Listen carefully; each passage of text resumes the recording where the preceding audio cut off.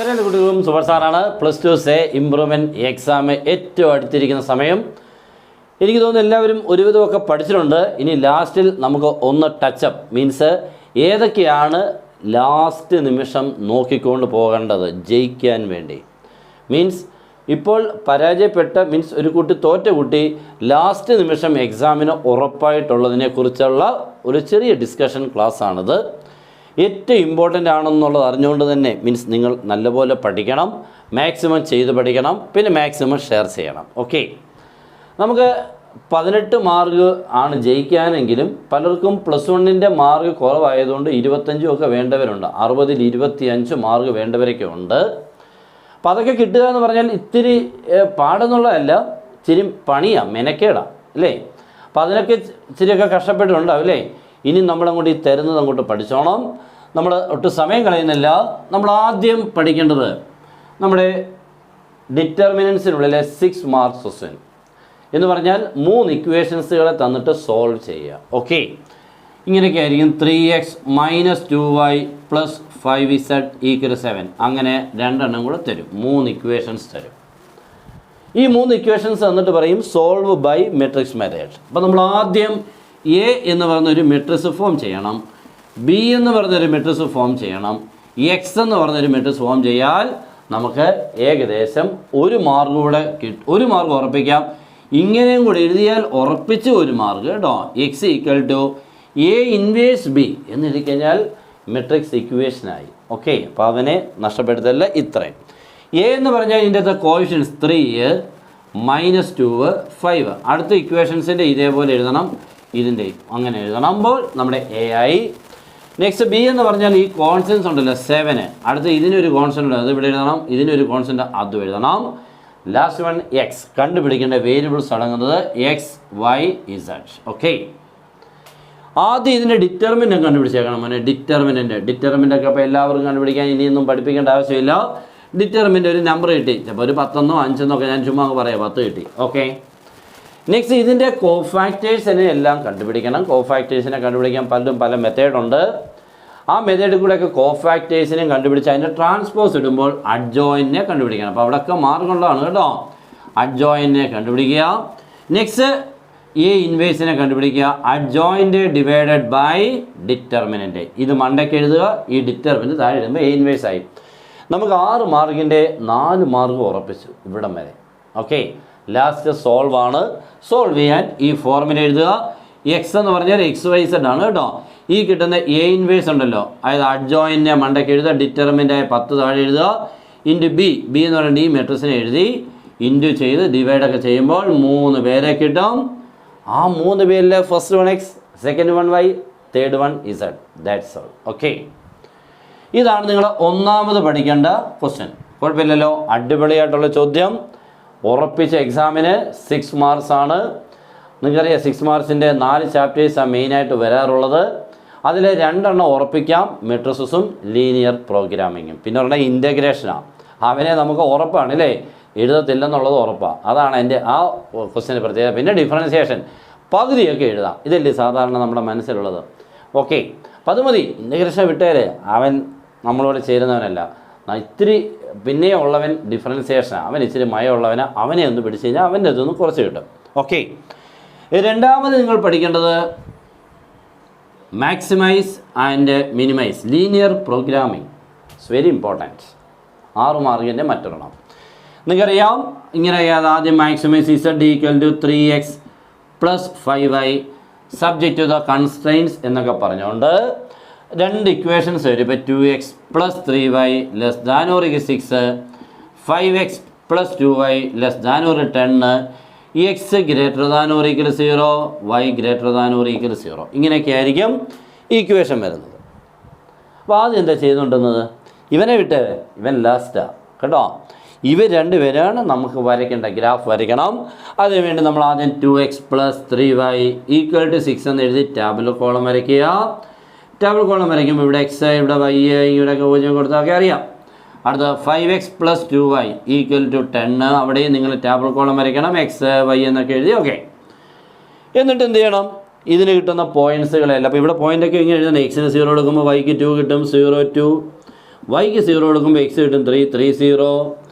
അതേപോലെ അടുത്തതൊക്കെ കണ്ടുപിടിച്ചിട്ട് എല്ലാം കൂടെ ഗ്രാഫൊക്കെ വരയ്ക്കുന്നതൊക്കെ എല്ലാവർക്കും അറിയാം. ഇങ്ങനെയൊക്കെ വന്നിട്ട് ഇങ്ങനെയൊക്കെ വന്നിട്ട് ഇവിടെയാണ് നമ്മുടെ ഷെയ്ഡിങ് വരുന്നത്. ഷെയ്ഡിങ് വരുമ്പോൾ ഈ പോയിൻറ്റിനെ മാത്രം നമുക്ക് കണ്ടുപിടിക്കേണ്ടി വരും. ഇതുമൊക്കെ നമുക്ക് കിട്ടും. ആ പോയിൻറ്റിനെ നമ്മൾ എന്ത് ചെയ്യണം? കണ്ടുപിടിക്കണം. എന്നിട്ട് ഇത് 0 0 എന്നറിയാം ഒറിജിൻ. അപ്പോൾ ഈ 1 2 3 4 ഈ 4 പോയിൻറ്റ്സിനെ കണ്ടുപിടിക്കണം. ഈ 4 പോയിൻറ്റ്സിൽ ഇത് 0 ആണ്. ഇതിപ്പോൾ ഇവിടെ ഇപ്പം ഏത് നമ്പറാണോ അതേ നമ്പർ 0 എന്നായിരിക്കും കേട്ടോ. ഇവിടെ ഇപ്പോൾ ഏതാണോ 0, നമ്പർ എന്നായിരിക്കും. ഇത് മാത്രം 2 നമ്പർ ആയിരിക്കും, 0 വരത്തില്ല. അത് നമ്മൾ ഈ 2 ഇക്വേഷൻസോട് അടുപ്പിച്ച് ചെയ്ത് സോൾവ് ചെയ്യുമോ എന്താണെന്ന് വെച്ചാൽ നിങ്ങൾക്ക് ആ മെത്തേഡ് ഞാൻ അതൊക്കെ പോയി കഴിഞ്ഞാൽ സമയം പോവും. സോൾവ് ചെയ്യുക. ഓക്കെ. എന്നിട്ട് എന്ത് ചെയ്യണം? 4 പോയിൻറ്റ്സ് 1 2 3 4 ഈ 4 പോയിൻറ്റ്സും ഇവിടെ കൊടുത്ത് 4 തവണ ഇസഡിൻ്റെ വാല്യൂവിനെ കണ്ടുപിടിക്കണം. 4 തവണയ്ക്കുള്ളിൽ ഏറ്റവും വലിയ വാല്യൂ അതാണ് നമ്മുടെ മാക്സിമം. ഇനി മിനിമം ആണെങ്കിൽ ഏറ്റവും ചെറുത്. That's all. ഓക്കെ. അപ്പോൾ ഇവനെ നിങ്ങൾ പഠിച്ചോണം. ചിലപ്പോൾ ഇനി ഇവിടെ ഒരെണ്ണം ലെസ് ദാനും ചിലപ്പോൾ ഇത് ഗ്രേറ്റർ ദാനും വരാം കേട്ടോ അവനെ. ചിലപ്പോൾ 2 ഗ്രേറ്റർ ദാൻ വരാം. ഇങ്ങനെയൊക്കെ പല രീതിയിൽ കൂടെ വരാം. അപ്പോൾ ഈ ഗ്രാഫിനൊക്കെ ഒരു ചെറിയ വ്യത്യാസങ്ങളൊക്കെ വരും കേട്ടോ. ചിലപ്പോൾ ഇവിടെ ആയിരിക്കും ഷെയ്ഡിങ്, അല്ലെങ്കിൽ ഇവിടെ ആയിരിക്കും. അങ്ങനെ ഷെയ്ഡിങ്ങിന് ചേഞ്ചസുകളൊക്കെ ഉണ്ടാവും. ചിലപ്പോൾ ഇവിടെ ആയിരിക്കും എന്താണ് ഇവിടെയൊക്കെ വരാം. അത് ലെസ് ദാനും ഗ്രേറ്റർ ദാനൊക്കെ വരുമ്പോൾ അങ്ങനെയൊക്കെ ഉണ്ടാവും. ഇതാണ് നമ്മുടെ second question. Okay. Next third നമുക്ക് പഠിക്കേണ്ടത് ഷോർട്ടസ്റ്റ് ഡിസ്റ്റൻസ്. അവനെ അങ്ങ് പഠിച്ചേക്കണം. ഷോർട്ടസ്റ്റ് ഡിസ്റ്റൻസ് വളരെ ഇമ്പോർട്ടൻ്റ് ആണ്. 2 ലൈൻസുകൾ തമ്മിലുള്ള ഷോർട്ടസ്റ്റ് ഡിസ്റ്റൻസ്. അതിൻ്റെ ഫോർമുല എല്ലാവരും ആദ്യം പഠിക്കുക. D = B1 cross B2 dot A2 minus A1 by modulus B1 cross B2. Okay. ഇതാണ് നമ്മുടെ ഏറ്റവും ഇമ്പോർട്ടൻ്റ് ആയിട്ടുള്ള മറ്റൊരു ഫോർമുല. അപ്പോൾ ഈ ലൈനിൻ്റെ ഇക്വേഷൻ എത്രണ്ണം വരും? നമുക്ക് 2 എണ്ണം തരും. ഈ 2 ലൈൻസിൻ്റെ ഇക്വേഷനിൽ നിന്നും 4 വെക്റ്റേഴ്സിനെ നിങ്ങൾ ഫോം ചെയ്യണം. A1 B1 A2 B2. Okay. ഈ 4 വെക്റ്റേഴ്സിനെ നിങ്ങൾ ആദ്യം ഫോം ചെയ്യുക എന്നുള്ളതാണ് ആദ്യത്തെ പണി. ഇപ്പോൾ A1 എന്ന് പറഞ്ഞു കഴിഞ്ഞാൽ നമുക്ക് 2 രീതിയിൽ കൂടി ഇക്വേഷൻസ് തരാം. വെക്റ്റർ ഇക്വേഷനിൽ തരാം, കാർട്ടീഷ്യൻ ഇക്വേഷനിൽ തരാം. ഇവിടുന്ന് ഏത് രീതിയിൽ കൂടെ തന്നാലും 4 വെക്റ്റേഴ്സിനെ ഫോം ചെയ്യണം. ഫസ്റ്റ് ലൈൻ്റെ അകത്തുനിന്ന് കിട്ടും A1 B1.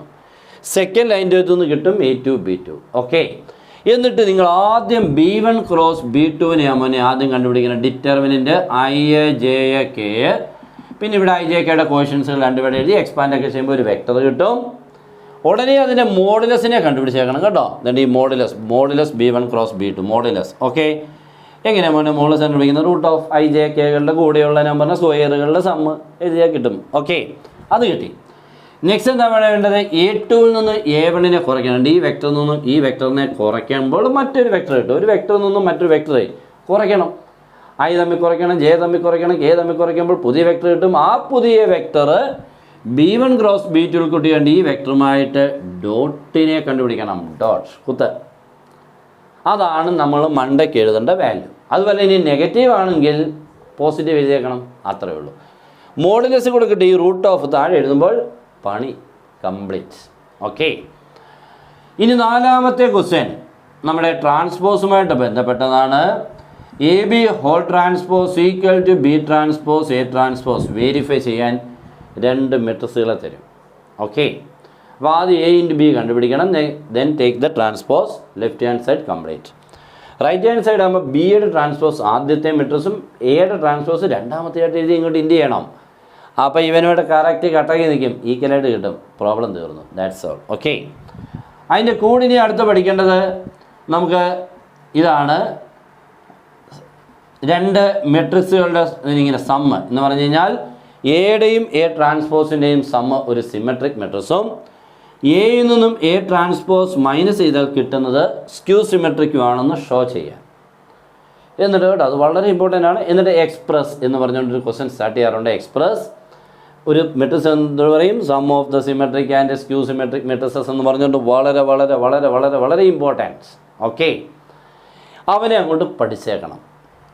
നെക്സ്റ്റ് നമുക്ക് 6ാമത്തെ ചോദ്യം. 6ാമത് നമ്മൾ പഠിക്കുമ്പോൾ വെക്ടറാണ്.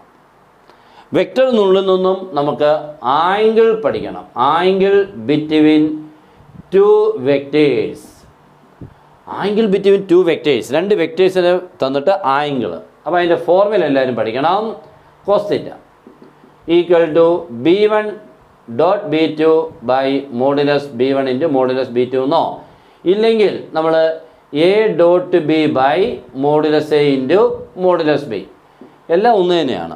രണ്ട് വെക്റ്റേഴ്സിൻ്റെ പേരുകളാണ് എയും ബിയും. ഓക്കെ, ഇനി ഇത് രണ്ട് ലൈൻസിൻ്റെ ആംഗിൾ ആണെങ്കിൽ B1 B2 ഉപയോഗിക്കാം. എല്ലാ ആംഗിൾസിലെല്ലാം ഒന്നേ കിട്ടത്തുള്ളൂ. അപ്പോൾ രണ്ട് വെക്റ്റേഴ്സിൻ്റെ വരുമ്പോൾ A ഡോട്ട് B ഉപയോഗിച്ചാൽ മതി. A dot B by modulus A into modulus B.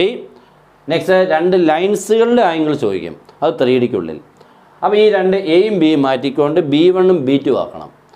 B1 dot B2 by modulus B1 into modulus B2. Okay, modulus ഒക്കെ കണ്ടുപിടിക്കാൻ അറിയാം, ഡോട്ട് കണ്ടുപിടിക്കാൻ അറിയാം, എല്ലാത്തിനും കണ്ടുപിടിച്ചിട്ട് ഇവിടെ ഒന്നും കൊടുത്താൽ മതി. ഓക്കെ, ഇനി രണ്ട് വെക്റ്റേഴ്സ് തമ്മിൽ പെർപെൻഡിക്കുലർ ആണെന്ന് ഷോ ചെയ്യാൻ ചോദിക്കാം. പെർപെൻഡിക്കുലർ ആണെന്ന് ഷോ ചെയ്യാൻ ചോദിച്ചാൽ A ഡോട്ട് B എന്താക്കിയാൽ മതി? 0 ആക്കിയാൽ മതി മോനെ. A ഡോട്ട് B 0 എന്ന് പറഞ്ഞാൽ ആ രണ്ട് വെക്റ്റേഴ്സ് തമ്മിൽ പെർപെൻഡിക്കുലർ ആണ്. അപ്പോൾ പെർപെൻഡിക്കുലർ ആണെന്ന് ഷോ ചെയ്യാൻ ചോദിച്ചാൽ A ഡോട്ട് B കണ്ടുപിടിക്കുക, കിട്ടുന്ന ആൻസർ 0 ആയിരിക്കണം. ഓക്കെ, നെക്സ്റ്റ് പ്രൊജക്ഷൻ ആണ് വേണ്ടത്. Projection of A vector on another vector. ഒരു രണ്ട് വെക്റ്ററിന് തരുവേ, ഈ വെക്റ്ററിൻ്റെ പ്രൊജക്ഷൻ ഈ വെക്റ്ററിലോട്ട്, അതാണ് കേട്ടോ. അപ്പോൾ projection of A on B. A on B ആണെങ്കിലും മണ്ടയ്ക്ക് A ഡോട്ട് B എഴുതുക, താഴെ മോഡുലസ് Bയെ കണ്ടുപിടിക്കുക. അത്രയേ ഉള്ളൂ, ഡിവൈഡ് ചെയ്താൽ മതി കേട്ടോ. A dot B by modulus B, അതാണ് formula for finding the projection of A on B. ഇത്രയൊക്കെ പഠിച്ചാൽ നിങ്ങൾക്ക് ജയിക്കാം. നല്ല രീതിയിൽ കൂടെ പഠിച്ചാൽ മതി, ഉറപ്പിക്കും. ഇത് കൃത്യമായിട്ട് ചെയ്താൽ മതി, വേറെ ഒന്നുമേ പഠിക്കണമെന്നില്ല ജയിക്കാൻ. ഇനി 25, 30 പോകുമ്പോഴാണ് ഇത്രയുടെയൊക്കെ പണി കൂടുന്നത് കേട്ടോ. ഇവിടെ നമുക്കപ്പോൾ അന്നേരം പഠിക്കേണ്ടത് യൂണിറ്റ് വെക്ടറിനെ പഠിച്ചോണം. യൂണിറ്റ് വെക്ടറിനെ കണ്ടുപിടിക്കാൻ ഒരു സിംഗിൾ വെക്ടർ എന്നിട്ട് പറയും യൂണിറ്റ് വെക്ടർ. സിംഗിൾ വെക്ടർ എന്നിട്ട് യൂണിറ്റ് വെക്ടർ ചോദിച്ചു കഴിഞ്ഞാൽ ആ വെക്ടറിനെ പിടിച്ച് മണ്ടയ്ക്ക് എഴുതുക, അതിൻ്റെ മോഡുലസിനെ പിടിച്ച് താഴെ എഴുതുക, അത്രയേ ഉള്ളൂ. അപ്പോൾ 2i + 3j + 6k. ഇതിൻ്റെ യൂണിറ്റ് വെക്ടർ വേണമെങ്കിൽ 2i + 3j + 6k മണ്ടയ്ക്ക് എഴുതുക, അതിൻ്റെ മോഡുലസ് താഴെ എഴുതുക, അത്രമേ ഉള്ളൂ. ഓക്കെ, അപ്പോൾ അത് പഠിച്ചോണം. Next 9th unit vector perpendicular to A + B and A - B. It's very important. അപ്പോൾ നമ്മൾ ആദ്യം A + B കണ്ടുപിടിക്കുക, A - B കണ്ടുപിടിക്കുക, എന്നിട്ട് അത് തമ്മിലുള്ള ക്രോസിനെ കണ്ടുപിടിക്കുക. അപ്പോൾ എന്തൊക്കെയാണ്, എത്ര വെക്റ്റേഴ്സ് തരും? 2. ഓക്കെ, ഈ രണ്ട് വെക്റ്റേഴ്സിനെ നമ്മൾ ആഡ് ചെയ്യുമ്പോൾ A + B കിട്ടും. എയിൽ നിന്നും B മൈനസ് ചെയ്യുമ്പോൾ മറ്റൊരു വെക്ടർ. അപ്പോൾ എത്ര വെക്റ്റേഴ്സ് പുതിയത്?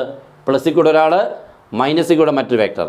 ഈ പുതിയ വെക്റ്റേഴ്സിൻ്റെ ക്രോസിനെ കണ്ടുപിടിക്കുക, അതിൻ്റെ മോഡുലസിനെ കണ്ടുപിടിക്കുക, ഡിവൈഡ് ചെയ്യുക. അപ്പോൾ എന്തൊക്കെ കണ്ടുപിടിക്കണം? എയും ബിയും തരും ക്വസ്റ്റനിൽ. നിങ്ങൾ ഇത് തമ്മിൽ പ്ലസ് ചെയ്യുമ്പോൾ ഒരു വെക്ടർ, ഇത് മൈനസ് ചെയ്യുമ്പോൾ മറ്റൊരു വെക്ടർ, അതിൻ്റെ ക്രോസ്, അതിൻ്റെ മോഡുലസ്, നെക്സ്റ്റ് ഡിവൈഡ് ചെയ്താൽ മതി. ഓക്കെ, ഇത്രയും അടിപൊളിയായിട്ട് പഠിച്ചാൽ ഉറപ്പിക്കാം.